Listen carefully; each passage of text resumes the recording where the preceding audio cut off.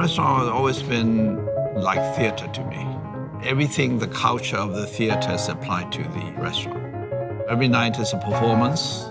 It will have leading man, it will have costumes, it will have backstage, front stage. You never bore the audience.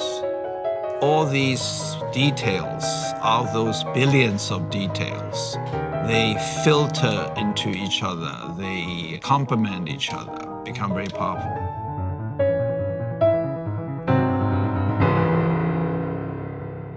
Well, let's start from the beginning. I was born into a family of theater.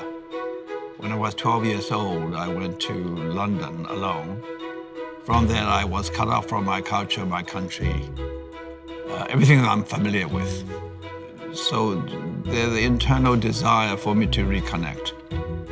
And restaurant was a vehicle. When Mr. Chow began, there were no fine dining Chinese restaurants.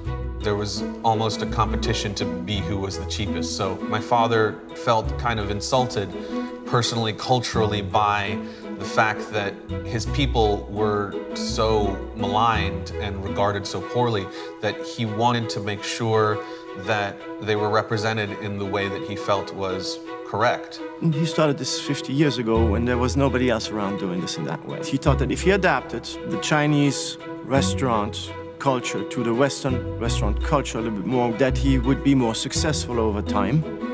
And I do believe that time proved him right. My vision is to communicate from one culture to another, from one people to another. I think Las Vegas came a long way in the last 30 years, and in particular, last 5 years. I mean, Caesar's Palace is the biggest name of a hotel that has been on the Strip the longest. You couldn't find a better fit for Mr. Chow in Las Vegas than at Caesar's Palace. Every Mr. Chow is trying to accomplish one thing in general, which is to entertain.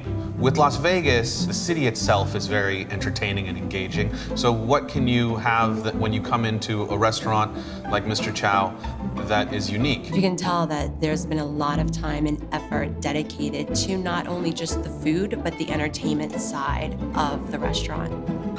The ceiling might be moving around and shifting. There might be someone pulling noodles in the corner. There's a lot of show going on. There's a lot more going on than just dinner.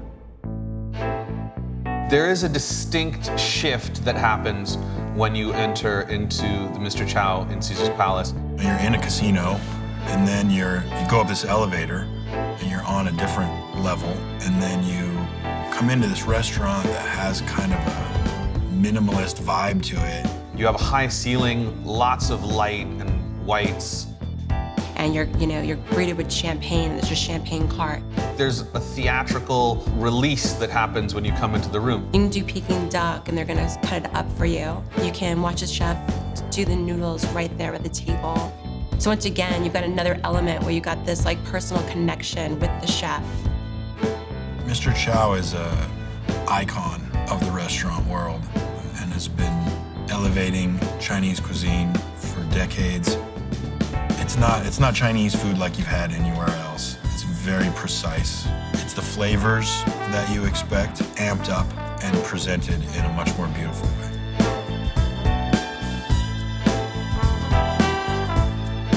It's the city itself and the people that work there that make it unique, along with the space.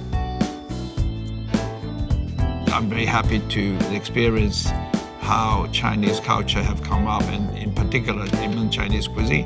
I feel very humbled that I'll be able to make Chinese cuisine onto the world stage through the restaurant musical culture.